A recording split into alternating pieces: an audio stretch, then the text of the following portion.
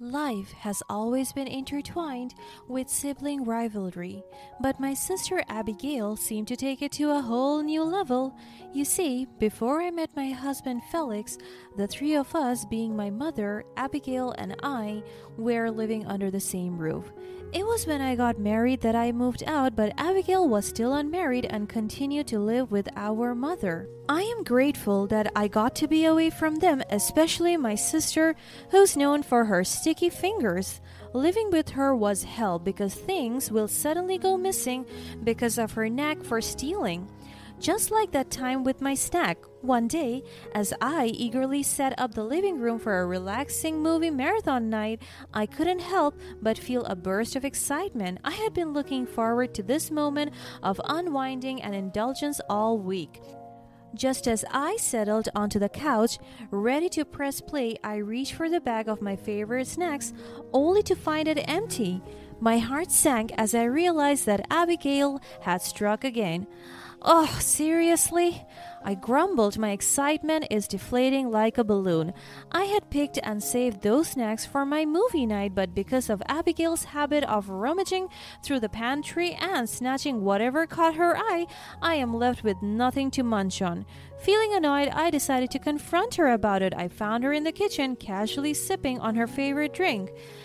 "Abby, did you take my snacks?" "Oh, were those yours? I didn't know. I thought they were for everyone." I resisted the urge to roll my eyes. Well, they were mine, and I was saving those for this exact moment. It's not cool to take things without asking. She shrugged nonchalantly, clearly not bothered by my frustration. "Chill out, Amelia. It's just snacks. I'll get you some more next time." I sighed, knowing that she will never do that and that arguing with her about it wouldn't lead anywhere. I decided to let it go, hoping that maybe this time she would learn to respect my belongings. But just when I thought things couldn't get worse, it did. I found my favorite dress missing from my closet a few days earlier. It was the one with a beautiful floral print that I had been saving for a special occasion. My heart sank as I searched high and low for it, but it was nowhere to be found. I had a sinking feeling that Abigail was at it again, stealing things that does not belong to her. I knew the snacks incident wasn't the last time she would ever do it. I sighed, realizing that my closet became a target for her clandestine raids. I walked out of my room and into the living room, clearly disappointed. "Hi, sis. You look stressed. Looking for something?" "Yeah, my black dress with the floral print. Have you seen it? I was going to use it tonight. I have an important event." "Oh, yeah, that one. I borrowed it for a party. It's in the wash." I looked for my dress in the wash and I saw it wrinkled beyond recognition, with a big tear at the hem. I felt my blood boil as I confronted Abigail again, hoping for an explanation. "Abby, what have you done? What happened to my dress? You've ruined it."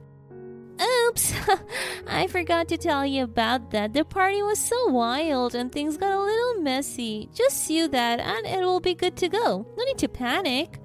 I couldn't believe the lack of remorse in her voice. It was clear that she didn't see the problem with taking my things without permission and returning them damaged. It was time to have a serious conversation with her about boundaries and respect. "Abby, this has to stop. What you're doing isn't funny. It's not cool to take things without asking. Besides, you have your own wardrobe, you know." "Why are you attacking me on this? What's the big deal?" "The big deal is that it's super disrespectful, it's not fair to me, and it's not fair to our relationship as sisters." "Oh, please, you're always such a drama queen." As frustrated as I was, I decided to take the high road and not let her bait me into an argument. As I returned to my room, I couldn't help but feel a mix of frustration and sadness. I loved my sister, but her constant disregard for my boundaries was taking a toll on our relationship. Now that I have my own house separate from them, I thought I'd be safe from my sister's sticky fingers, but it turns out I was terribly wrong. One evening, as Felix and I were ready for bed, he brought up a topic that had been on his mind for a while. "Hey, miss, can I ask you something?" "Sure. What's on your mind, babe?" How come you never invite me to have dinner with your family? Is there a reason for that, or are you just embarrassed of me? I felt a knot tighten in my stomach as I tried to find the right words to explain my hesitation. The truth was, I had been avoiding having Felix around when Abigail was present, but even I knew it was a silly reason. Alright, don't laugh at me, okay? It's just that Abigail has a habit of taking things that don't belong to her. I have caught her borrowing my stuff without asking a million times, and it has caused tension between us. I guess I'm just worried that if you two met, she might threaten our relationship and try to create more problems. Miss, I understand your worries, but you know I can handle myself. I'm a grown and happily married man. Besides, I want to be part of our life. And that includes being around your family. I appreciated his reassurance, but the fear of Abigail causing trouble lingered in the back of my mind. I didn't want Abigail to steal something from me again, not this time, but I didn't want to let my husband feel left out. You're right, I'm being silly. Of course, I want them to meet you. Let's plan a dinner with them soon. As long as we are at our house, I would feel safe enough. Sounds like a plan. I promise I'll handle it with respect, and I'm sure everything will be fine. As we went to sleep, I felt a sense of relief and comfort in knowing that I had Felix by my side. With his support, I knew I could face any situation, even if it involved my troublesome sister. Finally, the night of the dinner with my family arrived. As I nervously set the table, I still couldn't shake the unease I felt about having Abigail around. As the doorbell rang, I took a deep breath and greeted my family with a warm smile. Felix and I stood side by side, ready to welcome everyone into our home. I looked at my sister Abigail, and my heart sank again. She was dressed in a way that seemed deliberate, showing off a lot of skin and cleavage, seemingly trying to attract attention.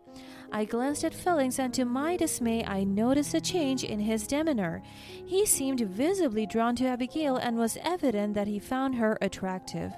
My fears began to creep back, and I felt a surge of protectiveness over my husband.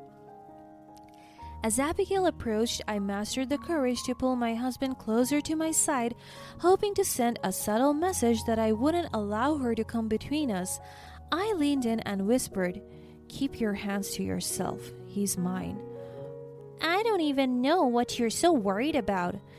I forced a smile, trying not to let her get under my skin. Throughout the dinner, I observed her attempts to flirt and get Felix's attention, from repeatedly asking him to pass her several things to asking him lots of questions with intensive eye contact. It was uncomfortable and frustrating, but I didn't want to cause a scene in front of my mother. I continued to keep an eye on my sister's behavior. At one point, I noticed her subtly brushing her leg against Felix's under the table. My heart pounded with anger and hurt as I realized what was happening. She's definitely trying to flirt with my husband, but what disappointed me most is that my own husband seemingly enjoyed the attention. It felt like a slap in the face that Felix would allow her advances to happen right in front of me. He didn't even try to move his leg away from his own leg. He just lets it happen. I couldn't just ignore the commotion happening under us, so I gave my husband a death stare. He finally understood the gravity of the situation. He became more reserved and cautious in his interactions with my sister, avoiding any opportunity for inappropriate behavior. After long hours of suffering, the dinner has come to an end. Felix and I escorted them out of the house. After bidding farewell to my family, I couldn't just let Abigail go without saying a word to her, so I leaned in and whispered, "I knew what you were doing with my husband. You better stop it right now, Abigail." "What's the matter? You said to keep my hands to myself. You didn't say anything about feet." She joked, but I wasn't amused. I just gave her a deadly glare for her insensitive remark. Before leaving, Abigail claimed that she had forgotten her scarf inside our house. Desperate for her to just go away, I agreed to retrieve it for her quickly. I looked for it everywhere inside the house, but I couldn't find it, so I went back outside to ask her about it. But as I returned to the door, my worst fears were confirmed. There they were, my husband and Abigail locked in a passionate kiss. I pushed my own sister hard that she fell to the ground. "I told you to stop stealing from me, Felix. Get inside now." But to my shock, he just stood there, looking torn and conflicted. "What are you doing, Felix?" I said, "Get away from her and get inside now." At that moment, it became painfully clear that he had made his choice and it wasn't me. I turned away, unable to bear the sight of them any longer. The pain was too much to handle, and I knew I couldn't force him to stay with me if he didn't want to. I can't believe I lost something to my own sister again, and this time it was my own husband. I also couldn't believe how my husband could choose her over our marriage in a blink of an eye. The month that followed were some of the most difficult, challenging times of my life. The pain of betrayal weighed heavily on my heart, and I knew that I needed time and space to heal and find myself again. The house felt empty and hollow, echoing with the memories of a happier time. So I took a step back from everything and everyone, retreating into solitude as I worked on rebuilding my shattered sense of self. I sought therapy to help me navigate through the complex emotions and trauma. It was also during one of these months of self-discovery that I received the news of my mother's sudden passing due to an accident.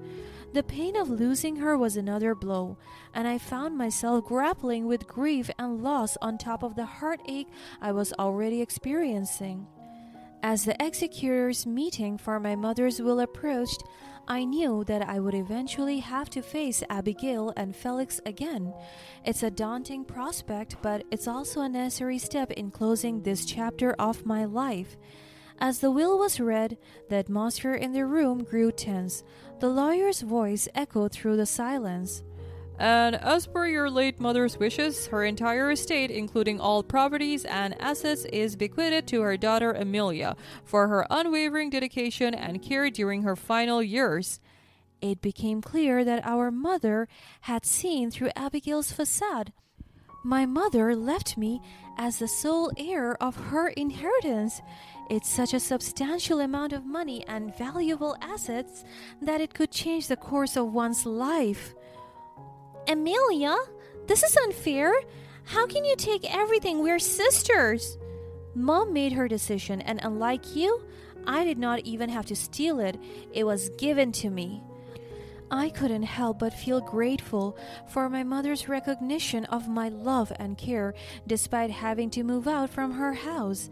Abigail was clearly not prepared for this outcome. "Seriously? Aren't the punches I landed on her face enough to get her to think clearly?" Her words hung heavily in the air, unintentionally revealing a disturbing truth. "What punches? What are you talking about?" "Oh, nothing. I just can't believe she would give you everything. It doesn't make sense. You left us alone in her house and I accompanied her." "Wait, hold on. Is that why whenever I come home my mother has mysterious bruises on her face too? Abigail, how could you? You said those were simply signs of aging." "You guys always leave me with the elderly. You don't know how annoying they can get. It's not my fault. It's hard to take care of them." "That's not an excuse." As the truth of my sister's abusive behavior towards the two mothers and her attempts to manipulate the situation became apparent, Flex's regret grew heavier with each passing moment. He couldn't believe he had been blind by Abigail's true nature and had chosen her over me. When the executor's meeting was over, he rushed towards me desperately, tears streaming down his face, and fell to his knees before me. "Amelia, I'm so sorry. I made a terrible mistake. I chose the wrong sister. I should have seen through her lies and manipulations. I regret what I did. Please, please, forgive me. Please, please take me back. I miss you so much, and I can't bear to be without you." "You had your chance, Felix. You chose her over me. And I won't let myself be hurt like that again. I deserve better." "I know, and I regret it every single day. I can't believe I let someone like her come between us." You can't just crawl back into my life like nothing happened. Felix, what you did was unforgivable. I need to move on and you should too. Stand up and let's go, Felix. Don't be so pathetic. You're just boosting her ego. Let's go home. With that, Felix stood up. But surprisingly, he turned away from Abigail's voice that was calling him from a distance. Instead, he walked away from her towards his own path, leaving her behind. I watched him disappear from view. In the end, I didn't have to resort to stealing or deception because what was rightfully hers came to me graciously, while my sister Abigail was left with nothing. The money, material possessions, and even her own husband slipped through her fingers like sand. Poor thing's sticky fingers got her ending up in a sticky situation.